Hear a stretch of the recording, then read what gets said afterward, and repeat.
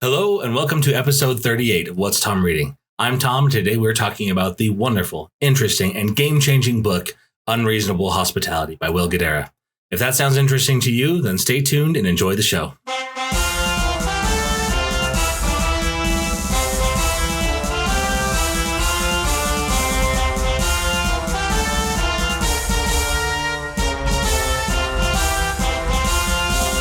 All right, so as I said, welcome to today's show. I'm Tom. Today we are talking about Unreasonable Hospitality by Will Guidara. This book was recommended to me by my father-in-law. Very, very strong recommendation. I have thoroughly enjoyed it. Very, very interesting to me. And I'm excited to talk to you guys about it today. First of all, though, some housekeeping. I have been receiving some feedback, and most of it is very kind and positive. We're doing the video now, and I shouldn't say, when I say most of it's very kind and positive, it makes it sound like people are like roasting me and being mean. No one's being like overtly hostile, but I did get some feedback that encouraged me to see if there's anything I can do to further improve our audio quality. And so I am going to go ahead and I'm going to tinker with some levels. Hopefully at this, as the audio of this podcast is coming out, you can see some improvements. We're going for incremental improvements. It's hard for me to do those leaps and bounds improvements with the budget that I have for this podcast, which is the grad student budget. So on that, graduation is coming up really quick here. I'm almost done. I am working furiously towards finishing. I've been extremely busy. I'm working on my thesis, my final written sort of substantial writing project for the law school. I left it to the very end. I could have done that. I could have done that all these years, and I didn't. I left it to the very end. And so that's on me, procrastinate. And but I'm really excited. I didn't find the project that I'm writing on until this semester. So I'm actually really excited about it. I picked up my robes earlier this week. They are fancy, like Jedi robe things. I've got like the really long hood and the poofy cap and everything. So that's going to be exciting. Let's see. Oh, I've also been working on. Let's get. I'll put a graphic up for that. I've been working on another book. I know I'm just writing books, but I've been working on this book with a couple of professors of mine. It's sort of a capstone project there. At the business school, particularly the fact that I'm a law student, that's been really beneficial for some of the faculty members. They've been able to send business school students to talk to me about their basic legal startup issues. And it's been a resource for people that are at the business school. I don't really want to toot my own horn too much there, but it's really useful having someone who knows like the basics of law. And so one of my professors has really been encouraging me to write this book. I'll put a graphic up. It's called Cold Start. I don't remember the subtitle of it. How to start your own business. That's a work in progress. It's all a work in progress. The cover art is a work in progress. The whole thing's a work in progress. It's I'm furiously working to get it ready for publication before I graduate, so that it can be something that is sort of left behind at the business school when I go. Which I've been very flattered and humbled that I've received so much support to write something like that. So if you're interested in that, look out for that coming out soon.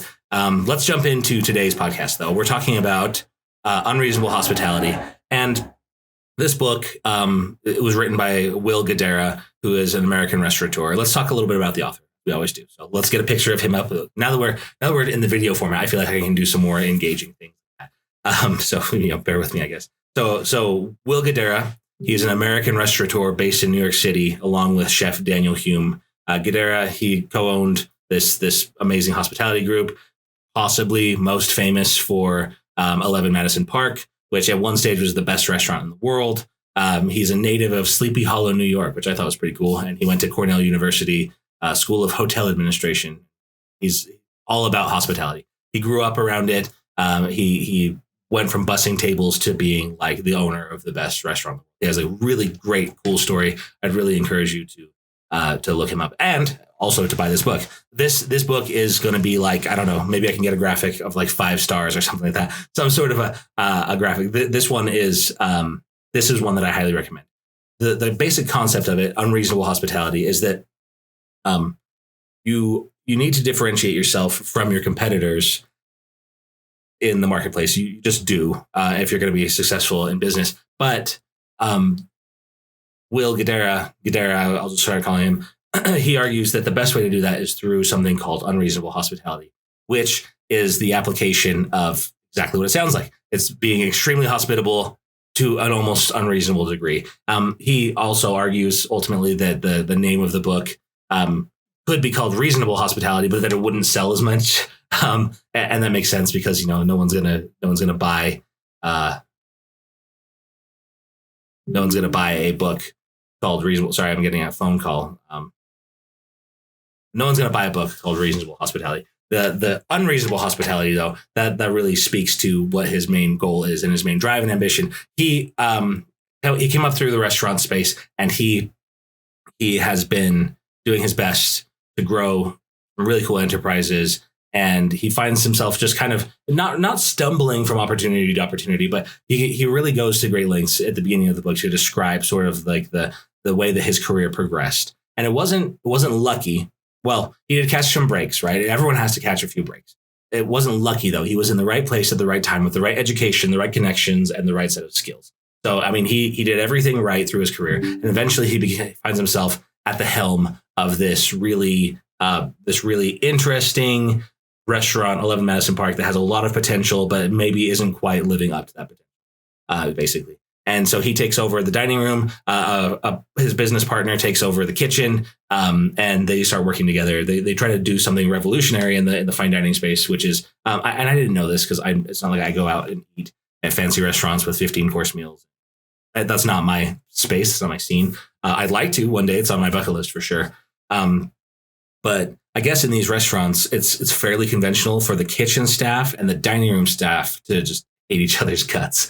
And you can understand why that might be in like a high stress, high volume, high performance anxiety inducing situation that where the stakes are so high, the tensions are going to be high. And the dining room and the kitchen, they have fundamentally different jobs to do, right? Like the dining room is trying to execute on the guest experience to make the guests as happily as possible and to do the whole like customer is always right thing. And the kitchen, they're trying to make great food at just like unbelievable quantities and scales. And if you think about the logistics of running a dining room like that, where you have maybe, I don't know how many tables are at 11 Madison Park. I don't think it's said, but let's say you have 20 tables and you're serving a 15-course meal to each of those tables, they might have more than that, but like you're really seriously, it's 300 meals to take care of in one rotation of the tables there. And they'll all be at different stages of those meals, right? Someone will be on course 7 while someone's on course 2. Someone will be on the course 14 looking for dessert. And the kitchen staff are just buzzing. They are just really, really cranking and churning this. And so if they get some complaint from the dining room that says, yeah, table 7 actually didn't order this, then they'll be like, yes, they did. That's exactly what you told me. And like you can really see how like the tension in that environment can be ratcheted up. So anyways, the big innovation that Will and his partner Daniel came up with was to deliberately and intentionally pair the kitchen and the dining room.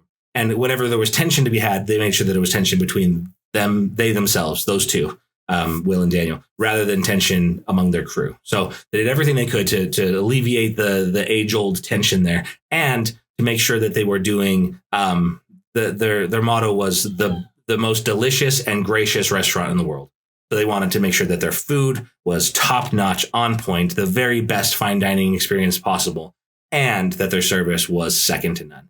And with food, it's really tough to compete because some of these chefs are just beyond talented. And so once you get up to that like highest level of performance in cooking, they all have access to the same ingredients. They all have more or less the same training. And their execution capabilities are just so high that you're really having to split with like a fine tooth comb. You're really having to split the difference between these chefs, which one's better and which one's not. Which one's better, which one's worse. And that can be really difficult to do. It's sort of a bottleneck in improvement there. So they kind of decided that the dining room was going to be the place where they really, really innovated, where they really set themselves apart from their competitors and tried to push for that number one spot.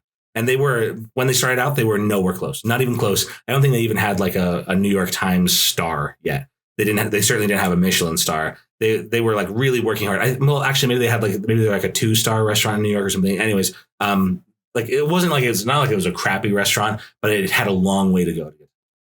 And they decided that the way they were going to do that was they were going to execute flawlessly on the food. They were going to try to find little things here and there on the menu that could differentiate them. They ended up going like really heavy into like a beer menu where they just like they hired a guy that would run exotic beers through, and they had like this beer cart that would go around. They did the same thing with desserts where they were just like, people don't want to look at a menu and then order a dessert and then wait for a while. By the time they want the check, then they just kind of want to get out of there. So they invented this dessert cart that would go around with like all these perfectly made desserts, just go from table to table when people were at the end of their meal. Just go like, hey, do you want some of this? Hey, we can just add this if you want. And people would be able to like see it and look at it and go, oh man, I want that so bad. And they'd be, okay, here you go. And just like give it to them. And so like just innovations like that would increase their dessert sales by, I think he said like 30 or 40%. Really, really, really,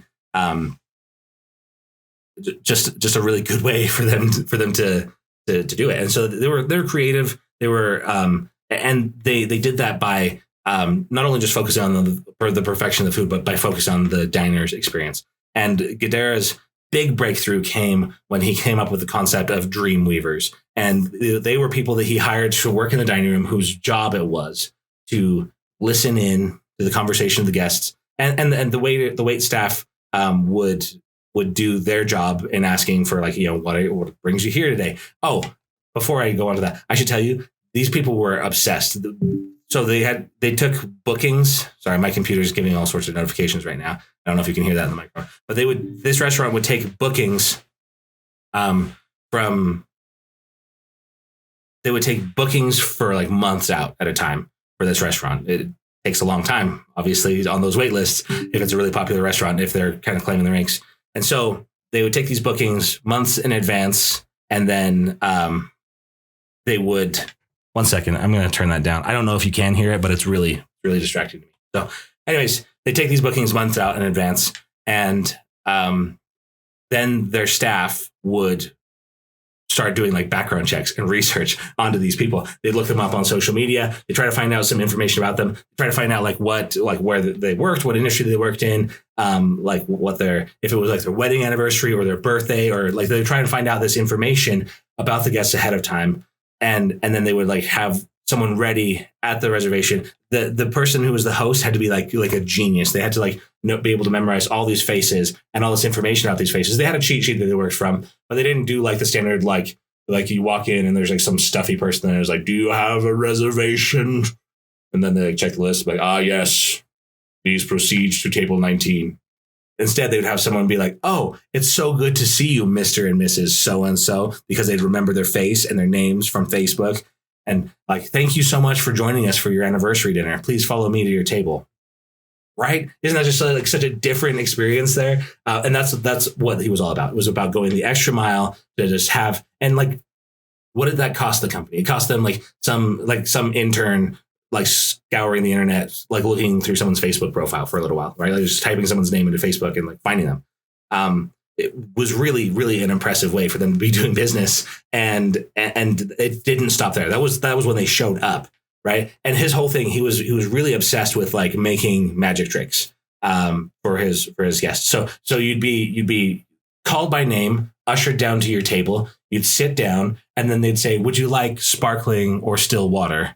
Let's get you started with some water. Would you like sparkling or still? And then you'd be, oh, sparkling water, please. And then an instant later, someone would come over and start pouring sparkling water. And you wouldn't know how that had happened. It was because the waiter had their hand behind their back, and they had like these sign language things. And whenever someone was sitting down, someone was watching for those sign languages. And so if someone wanted sparkling water, they'd go like that. If they wanted still water, they'd go like that. And without even having to communicate that order to anybody, someone was at the table right away, just pouring that drink. Just like really fascinating, interesting things like that.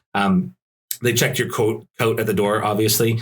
And one of the big magic tricks they wanted to do with the coat check was to have it be usually, I guess, and this, again, I'm not familiar with fancy restaurants, but usually when you check your coat, you have to go back and you give them like your coat tab, and you have to wait for someone to rummage for your coat and grab it and bring it out to you. And then they hand it over to you, and then you go. the way that they set up their restaurant, 11 Madison Park, was that as you were finishing up your meal, as you were getting the check taken care of, someone in the coat room would be getting your coats ready to go for you. And so, and like just small pieces of hospitality like that were just made a huge difference. So now you're walking out to the coat check and you're fishing. You're oh, where did I leave my ticket or whatever? And then all of a sudden they just hand you your coats and say, have a nice day, call you by name and say, we hope that you join us again for your next big event or whatever. Like really, really interesting, useful, good, practical, and surprisingly small things to do to differentiate themselves from their competitors. The other thing that the Dreamweavers did is they'd start to listen in on conversations. And so if they heard a family that was saying, this is the best meal we've ever had, it's really wonderful, but we're leaving tomorrow and we never had the chance to have a New York City hot dog, right? We never did that. We crossed everything else off the list, but we never did the New York City hot dog. They would send someone running down the street to a hot dog cart to buy a couple of hot dogs, and then they would bring them back, and then their seventh course of their meal or whatever would be like a fancily plated New York City hot dog, right? Just small things. What is that like? I don't know how much a hot dog costs in New York. I'm guessing like $12 or something like that. It's New York, but like it's a couple of bucks, right? For this restaurant off of their ticket price, for them to be able to go and just say like, okay, like we just gave you like a bucket list item. It cost us like $13 or whatever. And someone like running down the street to get it. And those types of like gestures were everything to their guests. And it's a course that the kitchen staff didn't have to cook. So they were able to do something amazing, cheap, just completely bespoke and tailored to their customer. And it didn't cost them as much money as it would have cost them to do the regular seventh course of the meal, right? Very, very smart business, very talented, a very interesting and talented way to do business by focusing on what you can do for people. And he talks about how it became addictive for his staff. Like you'd think it might be some sort of like a burdensome thing that someone's like, oh, I just have to like make all these people's like whatever their whims and wishes are. And like a couple other things. So like a family was visiting from some place where it doesn't snow, and it was snowing outside and the kids were going nuts, and like they had never played in the snow. And so hearing all that information, Guidara arranges for someone to run down to the store, pick up a few sleds. And then as the family is getting ready to leave, they say, hey, here, take these sleds. There's a park down the street. You can go sledding down the hill there. It's a great spot, right? Just like small, beautiful things like that. And the family like lit up and they were so amazed and like, what a wonderful thing. If they found out that you were traveling the next day, they would bring you a box of super nice, fancy snacks that would go through airport security, and they would say, here, this is fit for an airplane. It's going to be better than the airplane food.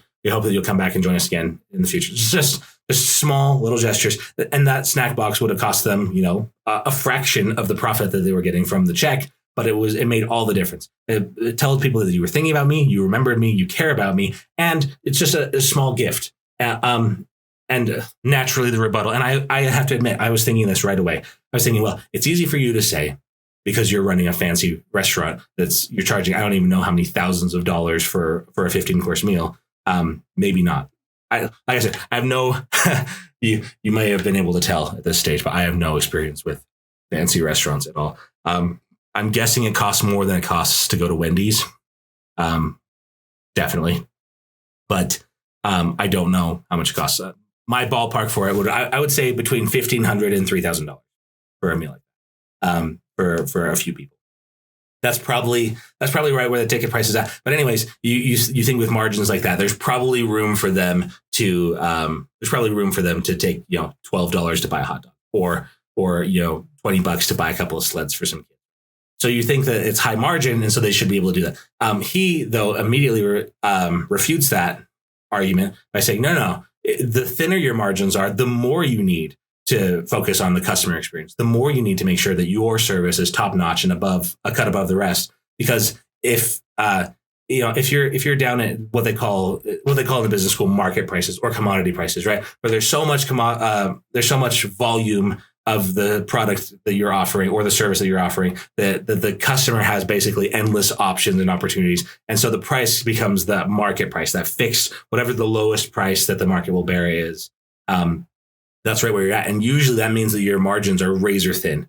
And so he would argue, No, the person who's operating at razor thin margins is like, we're really going to cut into our margins to offer perks to our customers. Like we can't afford that. But he would argue you can't afford not to do that, because in a marketplace that's rife with competition, you need to win those customers. And the way that you can win them is by having extra hospitality with them, unreasonable hospitality. And they won't expect it. If they're going to buy something from you that's like a commodity, like the example they always use in the business school is someone wants to buy apples from you, right? And there's any number of places they can buy apples. The price of apples is fixed by the marketplace. And so you really can't differentiate yourself that much. Everyone's apples taste more or less the same. Everyone's apples are more or less the same price, the same quality, the same color, same shape.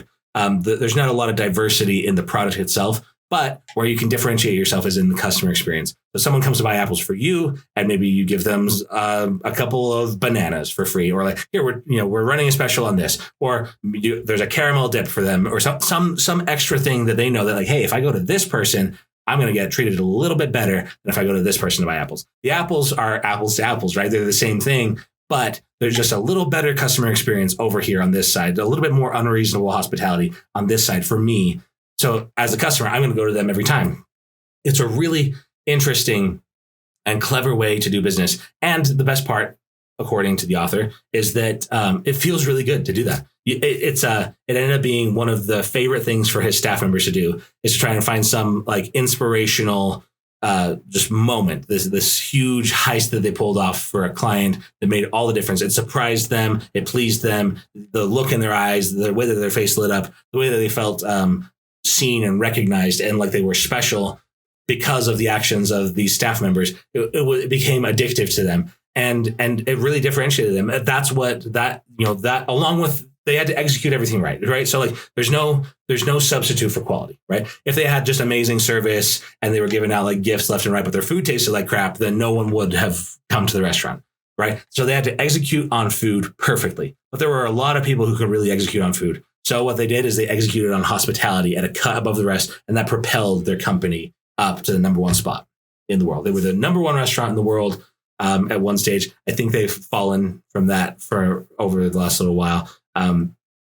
But it's because the market has changed. Now everyone has to do the things that they're doing. If you want to get a market edge and you're in a tough marketplace, look at the customer and think about how you can make the buying experience for them better than it is across the street of your competitor.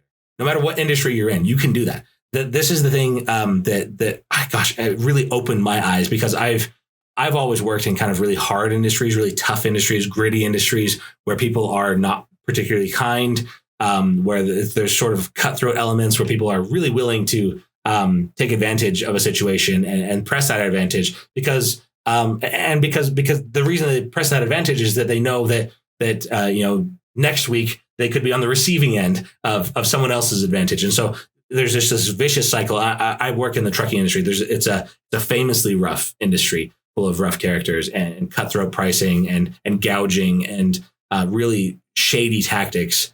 And so I was thinking, how do I apply this unreasonable hospitality in my industry? And I've thought of some ideas. I won't burden you with them. But basically, the idea is that there are things that can be done to make it so that your customers, the people who are coming to you, are happier when they're finished with a transaction with you than they are when they're finished with a transaction with your competitor.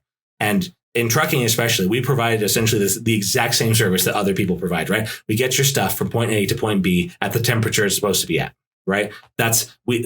Any number. There are literally tens of thousands of people and companies that can do exactly what we do, provide exactly the same service that we do. So how can we make ourselves a cut above the rest? Well, we need to make it so that the person who's on the phone dealing with us likes dealing with us. So that if they have their choice of who to call in the future, they think, oh, I really liked dealing with those guys.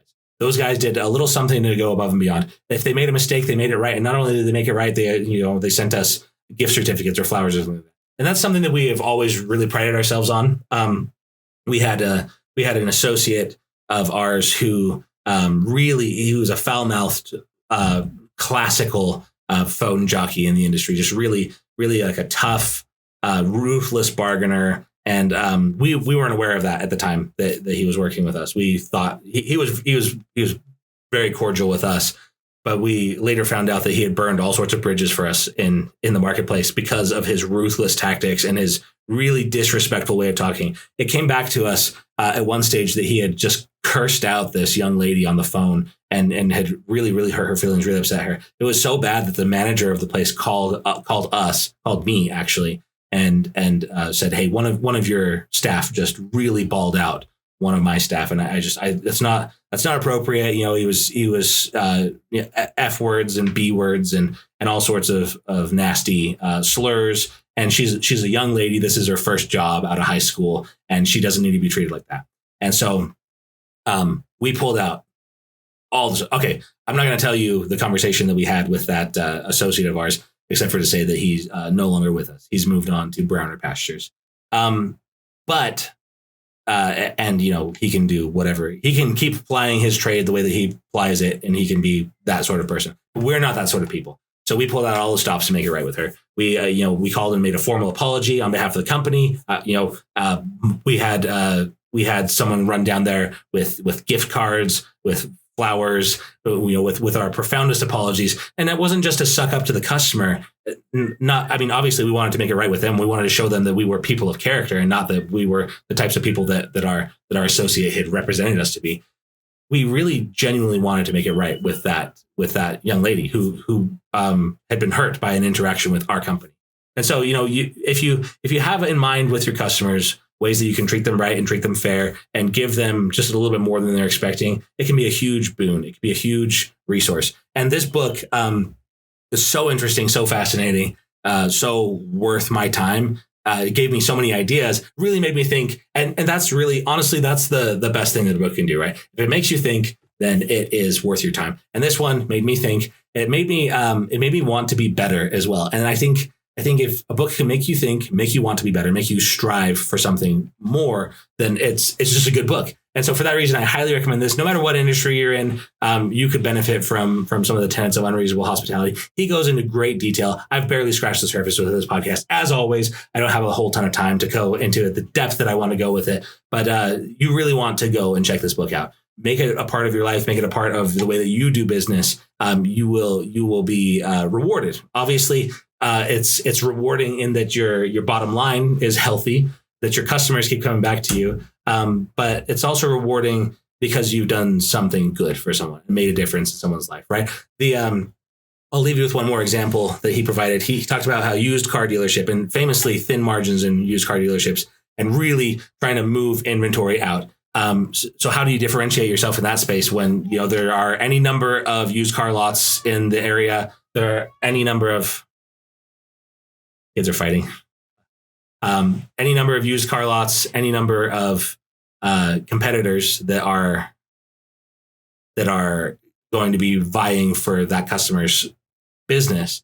How do you differentiate yourself for that and preserve your enough of your margin to stay operational? And so he told some story about some guy who was selling used cars and who he would ask information and he would find out information from the buyer. And he said, okay, so you're buying this for your daughter. She's just leaving the house. She's going off to college. This is her car. She's not super experienced behind the wheel. You're a little bit worried about what happens if she breaks down. You want to make sure this thing's reliable. We want to make sure that's reliable. So you sell them on the car.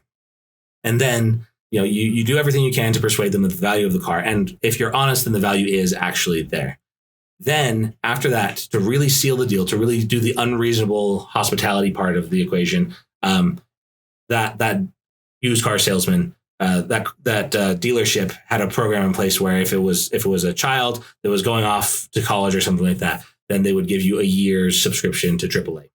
Right? Just a small thing there where you can say, I know you're really worried about this. We're worried about it too. We really want this to be a good experience for you and for your daughter. And so we've gone ahead and purchased this year's subscription for AAA for you. That way, no matter what happens, if the car breaks down, if anything happens, she can call that number and someone will come out there to take care of her. She'll be all right. And that cost the dealership like $129 or something like that. But what do you think that meant to that dad who was buying that car for his daughter? Right?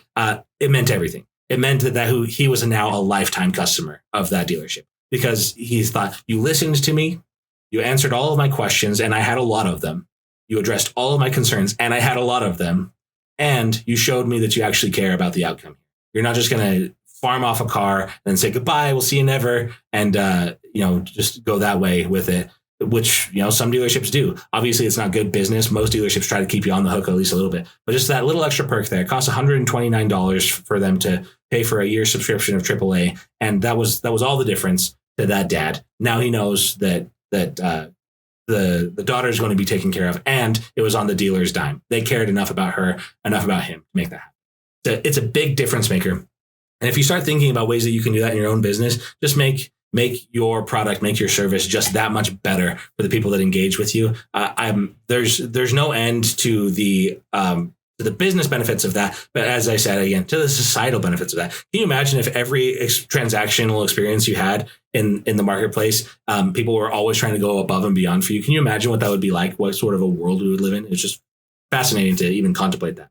Anyways, I'm going to wrap this up. I'm trying to keep these episodes around the 30-minute mark, maybe just a little bit over. Thank you guys so much for listening. Thank you for tuning in. Thank you for watching. If you're watching this on YouTube, this is still new to me, still pretty uncomfortable behind the camera, but we'll keep rolling with it and we'll see how it goes.